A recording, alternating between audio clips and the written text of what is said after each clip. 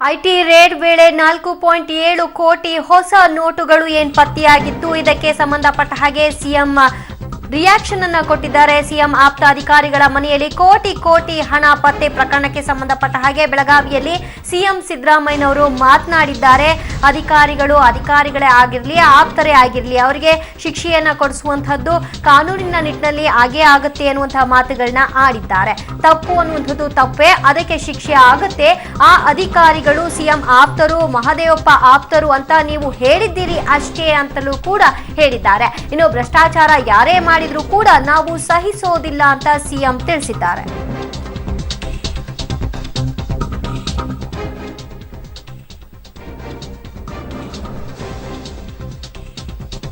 Okay, ಇನ್ನು CM ಇದಕ್ಕೆ ಪ್ರತಿಕ್ರಿಯೆಯನ್ನ ಕೊಟ್ಟಿದ್ದಾರೆ, ನೋಡೋಣ. ಅಧಿಕಾರಿಗಳು ಯಾರಿಗೂ ಆಪ್ತರಲ್ಲ. ಅಧಿಕಾರಿನೇ ಕಾನೂನು ಬಾಹಿರವಾಗಿ ಅವರು ದುಡ್ಡು ಮಾಡಿದ್ರೆ ಇನ್ಕಮ್ ಟ್ಯಾಕ್ಸ್ ಅವರು ಕಾನೂನು ರೀತಿಯ ಕ್ರಮ ತಗೋತದೆ. ನಮಗೂ ಬರೆದ್ರೆ ನಾವು ಕಾನೂನು ರೀತಿಯ ಕ್ರಮ ತಗೋತೀವಿ. ಯಾರು ಆಪ್ತರಲ್ಲ. ಸುಮ್ಮನೆ ನೀವೇ ಹುಟ್ಟಾಕ್ತೀರಿ. ಮಹದೇವಪ್ಪನಿಗೆ ಆಪ್ತರಂತೆ, ಇನ್ಯಾವನಿಗೂ ಆಪ್ತರಂತೆ. ಭ್ರಷ್ಟಾಚಾರ ಮಾಡೋರನ್ನ ಯಾರು ಸಹಿಸಲ್ಲ. ನೋಡ್ರಿ, ಅಧಿಕಾರಿಗಳು ಯಾರಿಗೂ ಆಪ್ತರಲ್ಲ. ಅಧಿಕಾರಿನೇ ಕಾನೂನು ಬಾಹಿರವಾಗಿ ಅವರು ದುಡ್ಡು ಮಾಡಿದ್ರೆ ಇನ್ಕಮ್ ಟ್ಯಾಕ್ಸ್ ಅವರು ಕಾನೂನು ರೀತಿಯ ಕ್ರಮ ತಗೋತದೆ. ನಮಗೂ ಬರೆದ್ರೆ ನಾವು ಕಾನೂನು ರೀತಿಯ ಕ್ರಮ ತಗೋತೀವಿ. ಯಾರು ಆಪ್ತರಲ್ಲ. ಸುಮ್ಮನೆ ನೀವೇ ಹುಟ್ಟಾಕ್ತೀರಿ. ಮಹದೇವಪ್ಪನಿಗೆ ಆಪ್ತರಂತೆ, ಇನ್ಯಾವನಿಗೂ ಆಪ್ತರಂತೆ. ಭ್ರಷ್ಟಾಚಾರ ಮಾಡೋರನ್ನ ಯಾರು ಸಹಿಸಲ್ಲ. ಕೇವಲ 20 ದಿನದ ಒಳಗೇನೆ ಇಷ್ಟು ಪ್ರಮಾಣದಲ್ಲಿ ಹೊಸ ನೋಟುಗಳನ್ನ ಅವ್ರು ಬದಲಾವಣೆ ಮಾಡ್ಕೊಳ್ತಾರೆ ಅಂತ ಹೇಳಿದ್ರೆ ಯಾರ್ಯಾರು ಇದರಲ್ಲಿ ಶಾಮೀಲಾಗಿರ್ಬೋದು ಅನ್ನೋದ್ರ ಬಗ್ಗೆ ಸಮಗ್ರ ತನಿಖೆ ಆಗಬೇಕು. ಇದನ್ನ ಸಿಬಿಐ ಅಥವಾ ಇಡಿ ಎರಡೂ ಸೇರಿ ಇದನ್ನ ತನಿಖೆ ಮಾಡಬೇಕಾದಂತ ಅವಶ್ಯಕತೆ ಇದೆ. ಇವ್ರ ಹತ್ರನೇ ಈ ಪ್ರಮಾಣದಲ್ಲಿ ಇರಬೇಕಾದ್ರೆ ಇವ್ರನ್ನ ಸಾಕಿದ ಬಾಸ್ಗಳಿದಾರಲ್ಲ, ಅವ್ರ ಹತ್ರ ಇನ್ನೆಷ್ಟು ಲಕ್ಷ ಕೋಟಿ ಇರ್ಬೋದು. ನರೇಂದ್ರ ಮೋದಿ ಅವರ ಉದ್ದೇಶ ಜನಸಾಮಾನ್ಯರಿಗೆ ತೊಂದರೆ ಮಾಡೋದಲ್ಲ.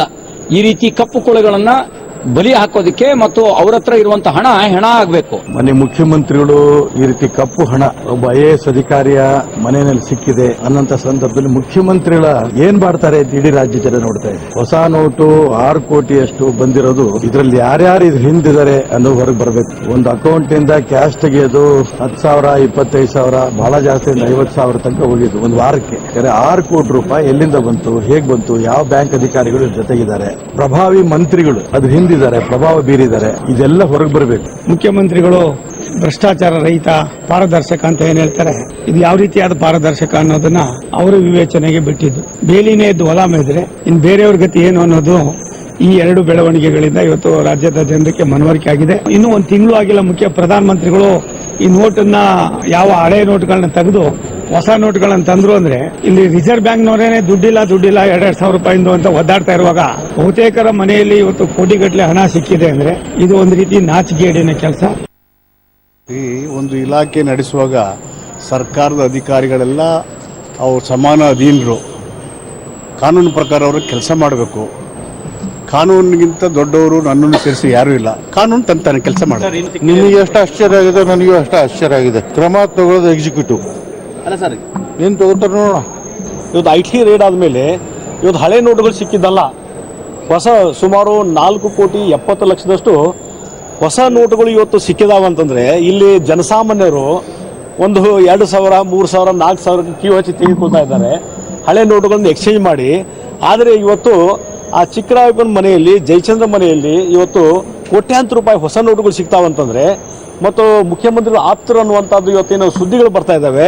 ಇವೆಲ್ಲ ನೋಡಿದಾಗ ಇದು ಎಲ್ಲಿಗೆ ಹೋಗ್ತಾ ಇದೆ? ಇವತ್ತು ಮುಖ್ಯಮಂತ್ರಿಗಳ ಮೇಲಿನೇ ಸಂಶಯದ ಸುಳಿಗಳು ಪ್ರಾರಂಭ ಆಗಿದ್ದಾವೆ. ಅಲ್ಲ, ನಾನು ಮಾಧ್ಯಮದಲ್ಲೇ ನಿಮ್ಮ ಮೂಲಕ ಗೊತ್ತಾಗಿರೋದು ಅಷ್ಟೇ, ಬಿಟ್ಟರೆ ಅದ್ರ ಬಗ್ಗೆ ಡೀಟೇಲ್ಸ್ ಏನು ಗೊತ್ತಿಲ್ಲ. ಮಾಧ್ಯಮದಲ್ಲಿ ಬಂದಿರೋದು ಇಷ್ಟು ಹಣ ಸಿಕ್ಕಿದೆ ಅಂತೇಳಿ ಅದು ಫೋಟೋನು ಹಾಕ್ಬಿಟ್ಟಿದ್ದೀರಾ ನೀವು. ಈಗ ನಾವು ಏನು ಬೇರೆ ಏನು ಹೇಳಂಗೆ ಇಲ್ಲಲ್ಲ.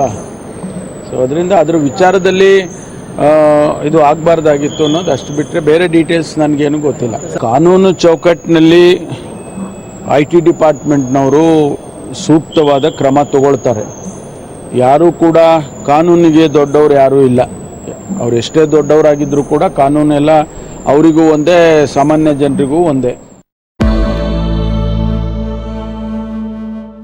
ಓಕೆ, ನವೆಂಬರ್ 8ರಂದು ನೋಟು ನಿಷೇಧ ಬಳಿಕ ಪ್ರಧಾನಿ ಮೋದಿ ಈಗ ಬಂಗಾರದ ಮೇಲೆ ಬ್ರಹ್ಮಾಸ್ತ್ರ ಪ್ರಯೋಗಿಸಿದ್ದಾರೆ. ನೋಟು ನಿಷೇಧ ಆದ ದಿನದಂದೇ ಚಿನ್ನಾಭರಣವನ್ನ ಖರೀದಿಸಿ ಕಪ್ಪು ಹಣವನ್ನ ಬಿಳಿ ಮಾಡಿಕೊಂಡಿರುವ ವರದಿಗಳು ಕೇಳಿ ಬಂದಿತ್ತು. ಈ ಹಿನ್ನೆಲೆಯಲ್ಲಿ ಚಿನ್ನದ ಮೇಲೆ ಹೂಡಿಕೆ ಮಾಡಿರುವ ಕಾಳ ಧನಿಕರಿಗೆ ಬಿಸಿ ಮುಟ್ಟಿಸಿದ್ದಾರೆ. ಹಾಗಾದ್ರೆ ಚಿನ್ನದ ಮೇಲೆ ಯಾರಿಗೆ ಎಷ್ಟು ಮಿತಿಯನ್ನ ಇದೆ ಅಂತ ನೋಡೋಣ. ಜನ್ಧನ್ ಖಾತೆದಾರರ ಮೇಲೆ ಐಟಿ ಕೆಂಗಣ್ಣು ಬೀರಿದೆ.